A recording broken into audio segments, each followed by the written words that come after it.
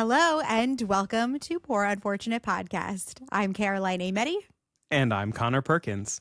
This is the Disney podcast for grown-ups where you shoot the shit about Disney the way that you do with your friends. Welcome to all of our returning listeners and to any new listeners. And welcome to anybody who is watching on YouTube. Thanks so much for hitting play. Please make sure that you hit follow or subscribe wherever you're listening to the podcast. This is a brand new episode of Caroline What's New, our bi-weekly news episode series where we go through all the latest and greatest in Disney news. And this episode is being recorded on Saturday, July 12th, 2025. So Caroline, what's new? Let's start with Disneyland as they are in the midst of their 70th anniversary celebration. But the wildest thing is I'm about to talk about stuff for fall and Halloween because it's upon us because Halloween starts in the parks in August. So here we go. Storytellers Cafe at the Grand Californian will feature a new character dining offering this fall, starting August 22nd and finishing on Halloween, October 31st. Clarabelle's Enchanted Halloween Dinner. They gave Clarabelle her own dinner. It's about damn time. To quote Lizzo, it's about damn time. I agree. And I think Clarabelle has just taken the internet by storm and they are rewarding her for that. She's a gay icon. Yeah, she is. She's an icon. She threw the first brick at Stonewall. One of the best things I've ever seen on social media. Oh my God. So she will be appearing at this family style dinner along with Daisy, Goofy, Donald, and Pluto. And they will all be wearing Halloween outfits. But apparently guests are encouraged to dress up as their favorite forest friend because it's Halloween, but the vibe of the meal is very woodlandsy because that's the vibe of Storytellers Cafe. So come as a squirrel. Yeah. Come as a raccoon. I'll come as the squirrel from Sword in the Stone. Great. And I'll come as the older female squirrel. The one who's like, ooh. That one. And we can head straight into Oogie Boogie Bash in those outfits. Absolutely. Absolutely. Great. I've always wanted to be a squirrel. Oh my God. Along with this dinner, Mickey's Autumn Adventures Buffet will also return to the Storytellers venue for breakfast and brunch. And reservations for both of these will open July 15th this week. So get your fall plans in order, people. Sorry, that did not compute. It's here. This week. Yep, it's happening. It's wild. Halloween's here. And I love Halloween, but I'm not ready yet, but I get it. Listen, I love Halloween too. Yeah. But if we're going to start doing Halloween stuff, I need the temperature to follow suit. Correct. Also in Disneyland, the High Key Club, the new concierge level lounge at the Disneyland Hotel, is now open. The statement from Disney says this sky-high setting celebrates the magic and classic sounds of early Disneyland Park, where guests can even see musical artifacts, all while enjoying breakfast, snacks, and beverages throughout the day, and get a spectacular bird's eye view of fireworks on select nights. That has to be cool. Yeah, I mean, we'll never be there, but this lounge, it doesn't matter. This replaces the E-Ticket Club, which was previously in this spot, but the High Key Lounge is actually double the size of the E-Ticket Club. And I was looking at pictures, and basically how I would summarize the vibe is Disney sing-along songs. And I want to live inside of a Disney sing-along song, so I wish I could go. I saw like the sign. The sign has the Disney the blue bird. Yeah, it like, does. You can't do it, baby. Music fun for everyone. Oh my God, yes. We have to talk about Disney sing-along songs on the podcast. How have we not done that yet? I don't know. Yeah, we're going to do that. Maybe we can do a showdown. I don't know any song. Stop. Oh my God. Okay, maybe a future showdown. Maybe that's our next showdown. Maybe. Cute. Okay. Let's move on to Walt Disney World. So July 6th marked the final day of operation for the Liberty Square Riverboat and Tom Sawyer Island in Magic Kingdom. Along with them, of course, Rivers of America has now closed permanently. So it's about to be a big old new era for Magic Kingdom. So it is. A lot of construction, but I am still excited. Time to take a cruise. Want to avoid the construction walls? Take a cruise. Take a cruise. Pro tip. And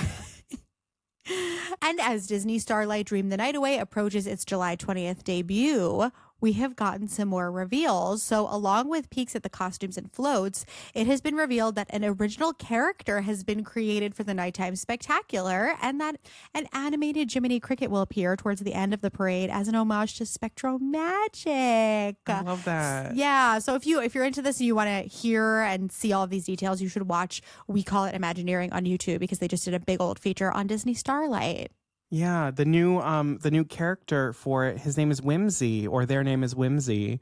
Oh. And it's a train that leads the like final parade floats, but it's like a super cute, adorable train. Well, and all of the little kids who are obsessed with trains and vehicles are going to flip. Yes, and it also looks like the floats, at least in the end, are kind of doing that like Spectro Magic effect where it like goes from all sort of like white, blue, cool, purpley kind of LEDs into like full color as well, and like back again and alternating, which is one of my favorite things. Oh, but we love a new character. Yeah. I love when they do that. I mean, at the end of the day, though, like, justice for Star. Star is the perfect lead of this. They could have used Star. They could have used Star. But Star will be there, and it's enough for me. It's enough for me. It'll be a new character. It's a new plush. Maybe some new lore. Give me some new lore. Give me some whimsy Absolutely. lore. Give me some whimsy lore. Oh, yes. And just to frighten you even more, let's jump ahead to the holidays and Christmas. No. So, Mickey's Very Merry Christmas Party will return to Magic Kingdom on select nights from November 7th to December 21st. The ticket prices have increased a little bit, so they will range from $169 to $229 per person. I know. But also, Jollywood Nights will be returning to Hollywood Studios on select nights from November 8th to December 22nd. It's a little bit more affordable. Affordable is a strange word. It's a little cheaper than the Very Merry Christmas Party. So tickets for that range from $159 to $199 per ticket. There will be a few minor new offerings to the event this year, including a new merch collection, which will not be good for me. Tickets go on sale for both of these events on July 22nd, so get your life in order. I cannot and your money truly, in order. I cannot truly plan that far out right now. I'm like barely making it over the next 3 days. I know. But hey, it gives you something to look forward to. And I'm also just very pleased that Jollywood Nights is coming back. I didn't think it would be canceled per se, but I know it's still considered a work in progress by Disney, so I'm glad that they're continuing to make it happen and like make some updates to it. But like I am too, because the Hollywood Studios Christmas vibes, that is I've never experienced that. It's all like retro. It's all vintage. I love that so much. So good. Maybe we'll go. I hate everyone listening and watching is so sick of us. I hate us. We're going to go to Oogie Boogie Bash and Jollywood Nights. We're going on a cruise. We're going on a cruise. We're going to do this all in 3 months and we all have no money. Oh my God. All right. Well, let's talk about some Disney Plus stuff. Things that are now available. Zombies 4, Dawn of Vampires had its premiere on Disney Channel on July 10th, and it is now streaming on Disney Plus. Disney has been doing like a heck of an amount of advertising for this, which honestly I think is really smart because it's kind of like riding a big wave of Disney movies enthusiasm and a particularly exciting summer box office season. So I also just want to give a shout out to my previous acting student Milo on his success leading this franchise. I believe I've read some things that like this is sort of like a passing of the torch film. Wow. So congratulations to Milo. It's really great to see good people winning. He's a really, really good guy. I love that so much. And then all episodes of Marvel's new TV series Ironheart are now streaming. The show, despite toxic fandom and a bunch of unwarranted and bigoted hate, has received fantastic critical reviews with an 82% certified fresh rating from Rotten Tomatoes. And people have praised Dominique Thorne's performance as Riri Williams, Anthony Ramos, and the entire ensemble. Stuff that is announced coming soon. On July 16th, Miley Cyrus' Something Beautiful, the full-length video companion to Cyrus's latest album, will be available on Hulu and Disney+. This is the visual album that premiered at the Tribeca Film Festival on June 6th. It had a one-night theatrical release in the U.S. and Canada on June 12th. And so it will be available in the U.S. And in Canada through Disney Plus on July 16th, on Hulu in the U.S. as well on July 16th, and then later in the month on July 30th for other countries. And then after the success of the fourth season of the acclaimed Emmy Award-winning series, The Bear has officially been renewed for a fifth season at FX and Hulu. All seasons are now available on Disney Plus and Hulu, so you can go and you can just watch them all. I need to do that. Yeah. The new Jon Favreau-helmed Disney Plus series, Oswald the Lucky Rabbit, has set its leads. Ravi Cabot-Conyers, the voice of Antonio in Encanto. Michael Michelle Harris, Emmy Award-winning actress and the voice of Ariel in the Disney Junior series Ariel. And Ryder Allen, who was the young Oswald Cobb in HBO's The Penguin. They are our leads for the show. They're our child leads. And then Amy Sedaris is also set to appear in the series, teaming up with Jon Favreau for yet another project because they're like always working together. Oh my God, I forgot Oswald the much. Lucky Rabbit was happening. Yeah. I'm excited. I'm excited. I think Favreau is the right person for it. I think it's going to be good. So now we're going to talk about Disney films. Let's start with what's now available. Lilo and Stitch has earned over $400 million in the United States and over $975 million worldwide. It is steadily closing in on that $1 billion mark worldwide, even while competing with other popular titles like How to Train Your Dragon. It is set to be the first film of the year to achieve that $1 billion milestone, and it has surpassed the domestic box office numbers for Captain America Civil War and Iron Man 3, which is bonkers. Wow. I don't know if I would have expected that. Yeah. When they first announced Lilo and Stitch live action. Yeah. So you just never know. You never know. Elio, meanwhile, has been struggling at the box office after the lowest opening of a Pixar film. The film has passed the $100 million milestone globally, but it is trending behind Pixar's Elemental, which became a sleeper hit later in its theatrical run. Unfortunately, momentum has been slowing down, and the film is increasingly unlikely to recoup its investment, despite the positive critical and audience acclaim for the film. Maybe it'll have more luck when it comes to Disney Plus and streaming, who knows, but it's definitely unfortunate because audiences are just not turning out for original films, despite saying that that's what they want. The marketing for this film was very ineffective despite a huge budget. And then Pixar employees who worked on the film have expressed their frustration with production changes that continue the studio's erasure of queer themes.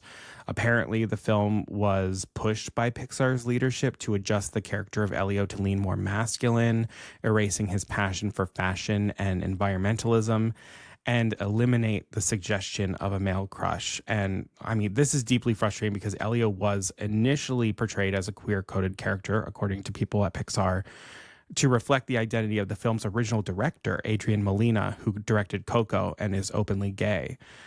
Apparently, following a screening of a cut of the film with Pixar leadership, Molina was supposedly hurt by some of the comments and left the project altogether to be picked up by co-directors Madeline Sharafian and Domi Shi. Oh, wow. I didn't know that. Yeah. Wow. But let's talk about some stuff that's announced coming soon. So on June 26th, 626, Disney made the announcement that a live-action sequel to Lilo and Stitch is currently in development. It's unclear whether or not this film will follow the plot of the 2005 animated sequel Lilo and Stitch 2, Stitch Has a Glitch, but we'll see. I literally forgot about that movie. Yeah, that's the one that launched the TV series, which the TV series, I love fire. that series. That's a comfort Fire. watch for sure. I love that series. The Fantastic Four First Steps had its London premiere on July 10th, and that is going to hit theaters officially on July 25th. They've been doing some really cool marketing for this film, including on July 4th, they did skywriting of the Fantastic Four logo over Chicago. And if you haven't seen this, it's really cool. Like, look up pictures, but it's like, it's up in the clouds. It's really cool. And I normally don't talk about rumors here, but this is one that I think that there could actually be some credence to. There's a rumor that is circulating that Disney is preparing to reboot the Indiana Jones franchise with an all-new cast. And it honestly would make sense given the presence of Indiana Jones in the new Tropical Americas section of Animal Kingdom that's under construction. Disney likes to time park expansions with movie tie-ins, announcements, etc. whenever possible to sort of ride that excitement. Mm-hmm. And with their arguably successful reboot of the Star Wars franchise, yeah. Success. Would I have been wearing a Star Wars shirt before that? Like, maybe, but not as likely. No. Not as likely. Like, take it or leave it. Disney has done a huge job at like blowing up the universe of Star Wars in terms of like what we can see in visual medium, especially. So it seems like Indiana Jones was probably a likely target for them to set their sights on next. And so I don't know. I if it's gonna get me more excited for the stuff in the parks, yeah, sure. Yeah. Yeah. Give me Jonathan Bailey as Indiana Jones, and I will absolutely go see it. Well, I think right now, sort of like the names that are being tossed around, at least on the internet anyway, are Chris Evans and Glenn Powell, which honestly, I think either of them would be great. But I mean, Jonathan Bailey would be great too. Jonathan Bailey could do anything. Jonathan Bailey could have me. He could just have me. Get in line. Jonathan, if you're listening, hi. So yeah, that's everything. I think I've said it all. You have. I loved it. We'll wrap it up with our miscellaneous news. Yeah. By the way, I was holding up my shirt a moment earlier. If you're watching us on YouTube, this fantastic Rebellions Are Built on Hope Star Wars shirt from That's So Niche. So Niche Designs. You should look up that small shop.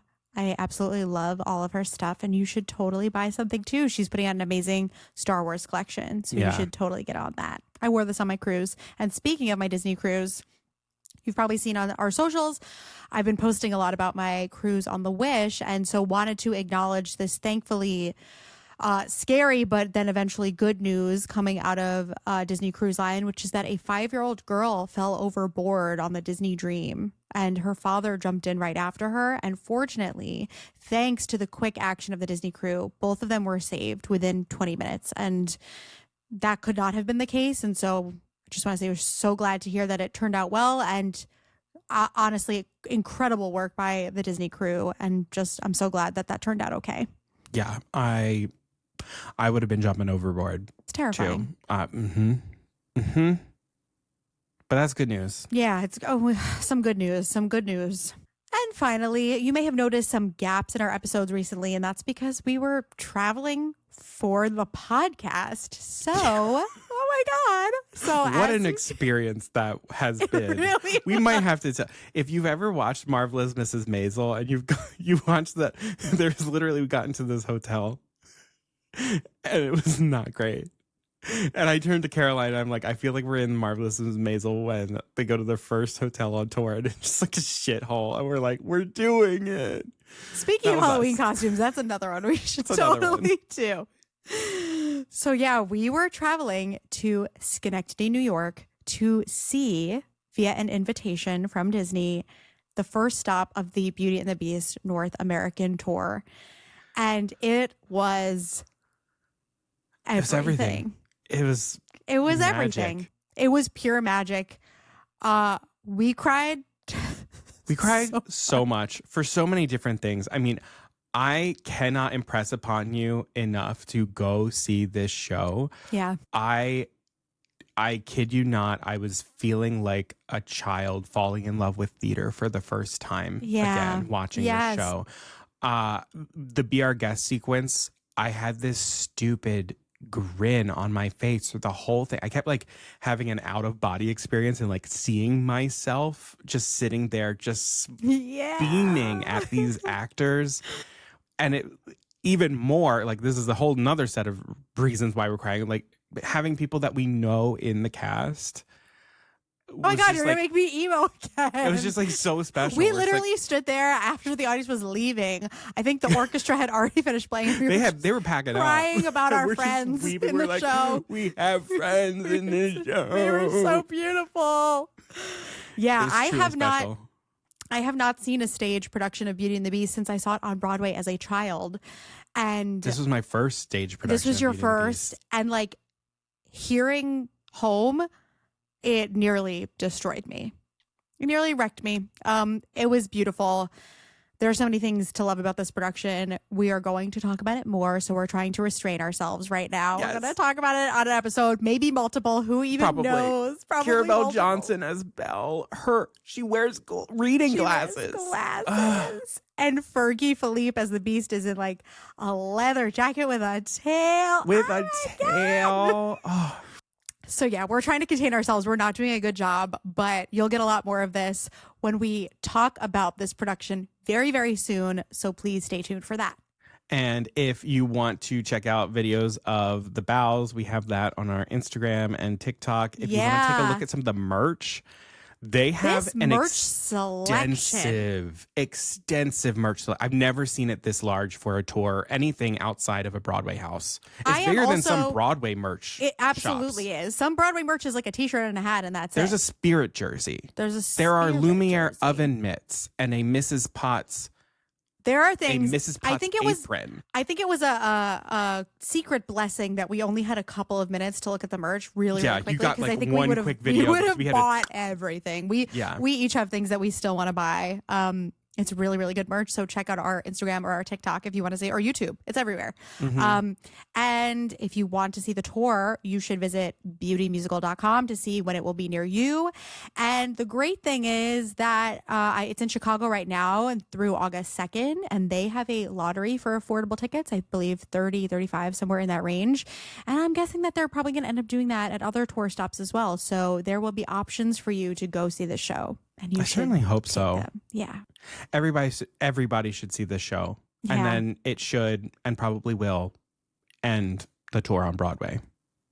It's gonna end on Broadway. Speak that into existence, baby. Beauty and the Beast is back. It never should have so left. back. It's so Oh my back. God, Beauty and the Beast is so back. I can't wait to talk about more. I know. All right. Well, that's going to do it for us for this episode of Caroline What's New. Thank you all so much for listening or watching. Please make sure to hit that subscribe button, hit a like, hit a follow wherever you're listening or watching, and then leave a comment, leave a written review, hit 5 stars wherever you're listening or watching. Helps us so much. And It then helps us emotionally. Mostly We need that sometimes. Mostly that. Every time you leave a lovely comment or you're just responding to something in a video, we read it. We react to it to each other. We read everything, Yeah, and it then we means a text lot each to other, us. and we're We like, do. We do. So thank you for that. And we are on social media. We are at Poor Unfortunate Podcast all over the place. So come find us. Come find me again.